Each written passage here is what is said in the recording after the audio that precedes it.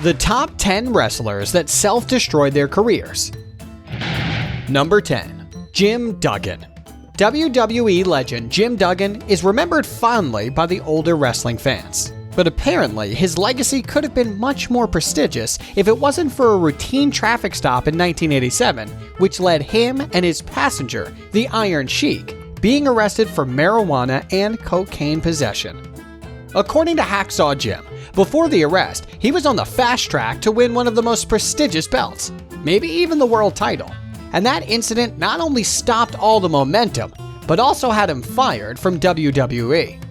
Luckily for his career, after a few months flying under the radar, the WWE decided to give him another chance, and while he enjoyed a good run with the company, he never reached again the heights of the previous stint. Number 9. Teddy Hart. The heir to one of the wrestling's great dynasties, Teddy Hart has been given plenty of chances and blown them all. A complete lack of discipline is what ruined Teddy Hart's career. Always sleeping in, always late, always stoned. His uncle Bret, the Hitman, once called him the greatest wrestler to never make it. Being Teddy Hart, currently 36 years old, it's hard to think he could make a comeback in WWE, reaching a level of success that does justice to his in-ring skills. Meow. Number 8. Carlito. WWE had great plans for Carlito as they put the Intercontinental belt around his waist when he debuted on SmackDown, defeating none less than John Cena himself. Unfortunately, several internal sources reported that the management wasn't happy with Carlito's level of dedication to the craft. So much that, after his refusal to go into rehab for a painkiller addiction, WWE took the chance to release him. Number 7. Ryback. Ryan Ryback Reeves began his career in WWE as a part of the Tough Enough TV show, playing rookie Skip Sheffield, and then as a member of the Nexus storyline where the rookies invaded WWE, decimating its roster in 2010. After getting injured and with that storyline flamed out, he was repackaged as Ryback and shot up the card by destroying enhancement talent on Raw for months, and eventually entering programs with top stars such as CM Punk and Cena. Still, Ryback never won the world title, and for a long period of time, he has been directionless, creative-wise, especially during the forgettable run as a tag team with Curtis Axel. Feeling exploited by the WWE and not paid well enough, he engaged the company in a war of words on Twitter and his own website, claiming that all wrestlers in all positions should be paid the same amount of money. While it can be admirable that Ryback decided to stand up for his own beliefs, it's a bit puzzling that he kept insisting the main reason he quit WWE is because he felt they were tarnishing his brand. As without WWE worldwide exposure, his brand seems now doomed to slowly get forgotten. Number 6. Magnum TA.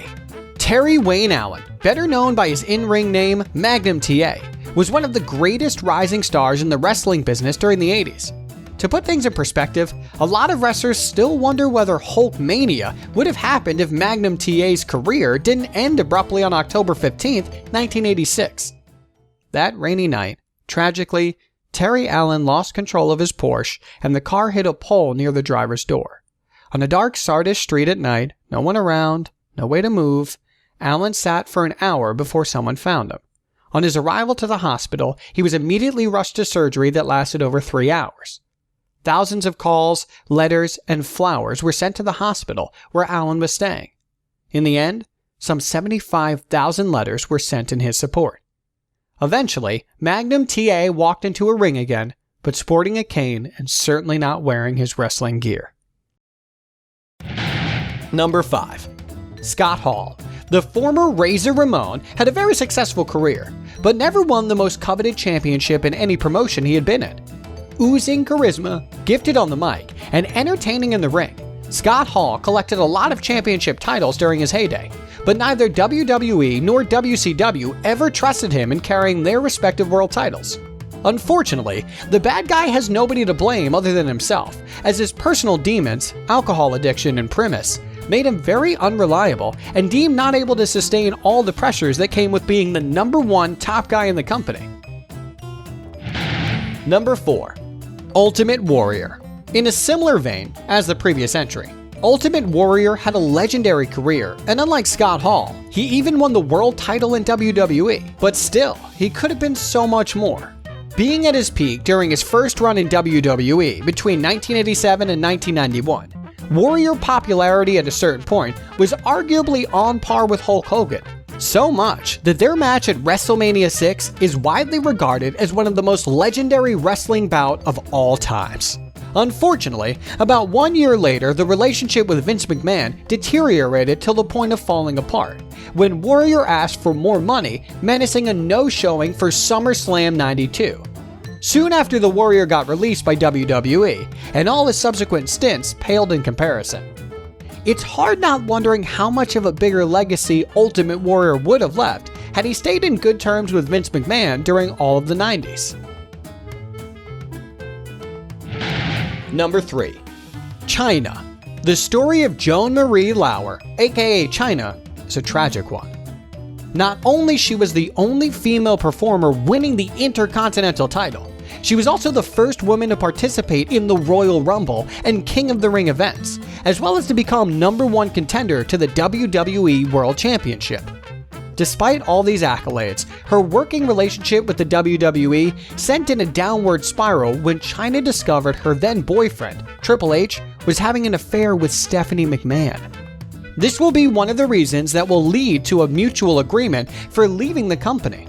And due to Chyna's subsequent decision to pose for Playboy and experiment in the porno industry, she will never be brought back nor mentioned in WWE programming till the day of her untimely death. Again, we're left wondering what Joan might have accomplished if she stayed longer in WWE, especially considering, according to rumors, at a certain point, Vince McMahon was seriously considering her to win the WWE World title. Number 2. Jake the Snake. Due to the popular documentary, The Resurrection of Jake the Snake, the wrestling alter ego of Aurelian Smith Jr. is arguably seen as the prime example of how personal demons can destroy a brilliant career, and your personal life too. Surprisingly enough, his first run in WWE didn't end because of some backstage antics or lack of discipline. Rather because Jake was so mad that he wasn't offered a position in the writing staff that he asked for his release. His second stint between 96 to 97 though, came to an abrupt finish, as he was fired due to his relapse with drugs and alcohol. Throughout his career, he was known for his intense and cerebral promos, his dark charisma, and his excellent use of ring psychology. Unfortunately, championship-wise in WWE, he collected just the $1 million belt. Once. Number 1. Buff Bagwell. Marcus Alexander Bagwell rose to fame in the mid-90s in WCW, where he won 5 times the World Tag Team titles with different partners.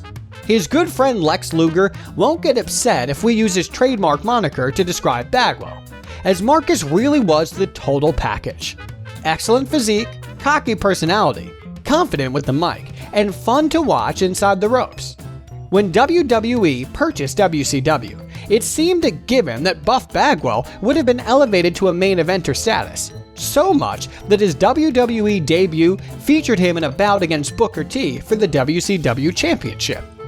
Alas, a week later, Buff was informed he was being released from his contract due to complaints about his attitude and an altercation with fellow WCW alumnus Shane Helms. Just when he was a step away from finally reaching his full potential and the peak of his career, Buff Bagwell threw everything away due to his hot-headed antics, leaving on the table a potential main eventer career and a future Hall of Fame induction. Buff Bagwell, you know what? You just made the top of this list!